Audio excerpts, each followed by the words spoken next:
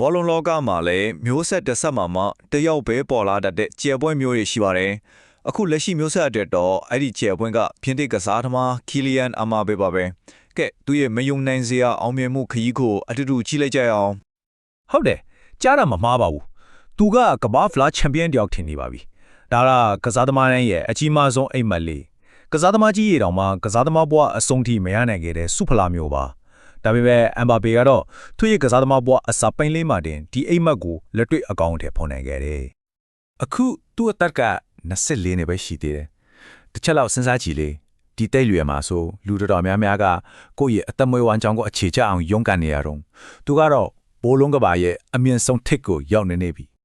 အဲ့တော့မေးစရာရှိတာကသူ့ဘလို့လုပ်ပြီးဒီနေရာကိုဒီလောက်မြင့်မြတ်ရောက်လာခဲ့ရလ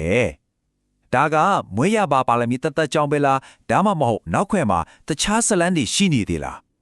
းကဲသူ့ရဲ့အစပြိုးခဲ့ရနေရာကနေခြေရခံကြည့်ကြရအောင်သူ့ရဲ့ဇလန်းကပြင်သစ်နိုင်ငံ Paris မြို့ရဲ့စင်ချေပုံရက်ကော်လီတစ်ခုကနေစခဲ့ရပါဟုတ်ပါတယ်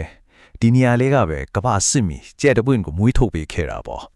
အမ်ဘာပေကြီးပြင်းလာခဲ့တဲ့ပတ်ဝင်းကျင်ကတကယ်ကိုစန့်ကျင်ပတ်ချင်းနှစ်ခုကြားမှာပါတစ်ဖက်မှာတော့ရာဇဝတ်မှုတွေစုပုချမ်းဖတ်မှုတွေနဲ့နာမည်ကြီးတဲ့ဘွန်ဒီလိုစင်ချပုံရက်ွက်ရဲ့စင်ခုမှုတွေရှိနေတယ်ဒါပေမဲ့နောက်တစ်ဖက်မှာကျတော့သူ့ကိုအမြဲတမ်းပံ့ပိုးပေးနေတဲ့အားကစားကိုတိတ်မင်းတို့ရဲ့မိသားစုဆိုတဲ့ခိုင်မာတဲ့အုပ်မြစ်ရှိနေခဲ့ပြန်တော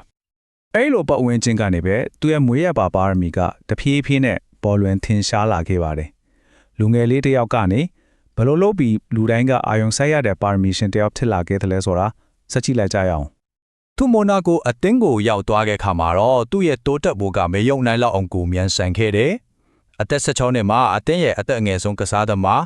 18နှစ်မှာအသက်အငယ်ဆုံးကိုသွင်းသူဒါဒီကတာမန်စံချိန်ကြီးမဟုတ်ဘူးနော်နောက်တက်ကြည့်မှာတန်တရာရီဖြစ်လာမဲ့ကစားသမားတဲတော်ရဲ့ရှေ့ပြေးနှင်းပစ်ဒီပါပဲ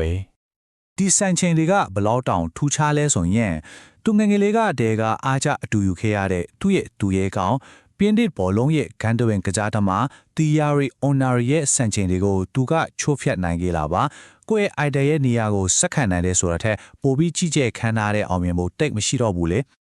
မော်နာကိုမှာသူ့နာမည်ကိုလူတွေသိလာပြီးတဲ့နောက်မှာတော့ကမ္ဘာအကြီးဆုံးကလပ်အသင်းတွေကသူ့ကိုစပြီးမက်ဆေ့ချလာပါတော့ပဲအဲ့ဒီနောက်မှာတော့သူဟာကမ္ဘာဘောလုံးဇက်ခေါ်မော်ကိုအရှိန်အဟုန်ပြင်းပြင်းနဲ့တက်လန့်လာခဲ့ပါပြီဒါတော့သူ့ကိုကမ္ဘာအန်ဝတ်တင်သွားစေခဲ့တဲ့ပျောက်ရွှေကြီးပါယူရိုတန်180ဒီပမာဏကသူ့ကိုတမိုင်းတစ်လျှောက်ဈေးအကြီးဆုံးဆက်ကြော်ဆက်ကစားသမားဖြစ်စေခဲ့ုံတင်မဟုတ်ဘူး Paris Saint-Germain ရဲ့တင်ကသူ့ပေါ်ဘယ်လောက်ကြီးမားတဲ့မျှော်လင့်ချက်တွေထားတယ်ဆိုတာကိုပါတက်တည်ပြလိုက်တာပဲ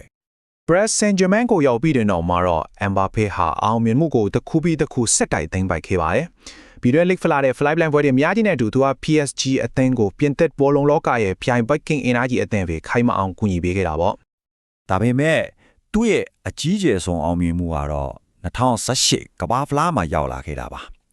ကမ္ဘာဖလားဘိုလူပွဲမှာဂိုးသွင်းနိုင်တဲ့ဒုတိယမြောက်ဆက်ကျော်ဆက်ကစားသမားဖြစ်သမိုင်းဝင်ခဲ့တယ်သူရင်ဒီလိုလုံနိုင်ခဲ့တဲ့ဒူးတဲ့တော်သူကဘယ်သူလဲဆိုတော့ဘောလုံးကင်လို့တင်စားရတဲ့ပီလီပဲလေဒါဟာမျိုးဆက်တစ်ခုရဲ့အကောင်းဆုံးကစားသမားကိုနောက်တစ်ယောက်နဲ့ယဉ်ကြည့်လိုက်တာပါပဲကမ္ဘာဖလားမှာသူပြသခဲ့တဲ့ဆွဲဆောင်ရည်တွေကြောင့်တိုးချင်းထူးချွန်စုတွေလည်းသူ့စီကိုတဖွဲဖွဲရောက်လာခဲ့ပါတယ်အကောင်းဆုံးလူငယ်ကစားသမားစုကနေရွှေဖီနက်ဆိုအထိဒါရီအားလုံးကသူဟာအသင်းလိုက်အောင်မြင်မှုတွေတာမကတိုးချင်းအနေနဲ့လည်းကမ္ဘာအဆင့်မှာထိပ်တန်းဖြစ်တယ်ဆိုတော့တက်တည်ပြနေရကောကဲကွင်းတဲကအောင်မြင်မှုတွေကြောင်ပြောပြီးပြီဆိုတော့အခုသူ့ကိုဒီလိုချန်ပီယံတယောက်ဖြစ်အောင်တွန်းအားပေးနေတဲ့ကွင်းအပြင်ဘက်ကအတွေ့အခေါ်နဲ့စိတ်သက်ပိုင်းဆိုင်ရာကိုတစ်ချက်လောက်ချင်းကပ်ကြည့်ကြရအောင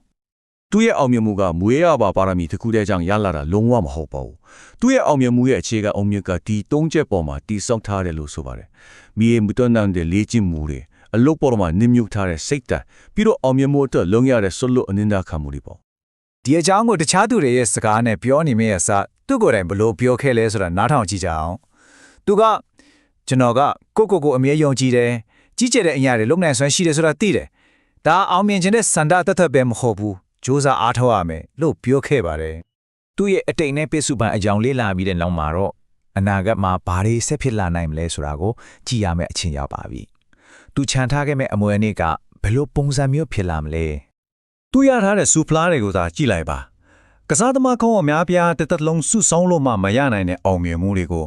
သူကကစားသမားဘွားရဲ့အစောပိုင်းကာလလေးမှာတင်ရယူပိုင်ဆိုင်ထားပြီးပြီသူရဲ့စူပလာခုံကအခုတော့ပြည်လျာနေလောက်ပြီသူဟာကဘာအဆင့်ကိုအောင်နိုင်ပြီးသားကစားသမားတစ်ယောက်ပါဒီတော့နောက်ဆုံးမိခွင်းကတော့သူ့အတွက်ရှေ့ဆက်ပြီးဘာတွေများကြံနေသေးလဲအမ်ဘာပေဇလန်ကဒီမှာပဲပြီးတော့ပြီလားဒါမှမဟုတ်ဒါကအစပဲရှိသေးလား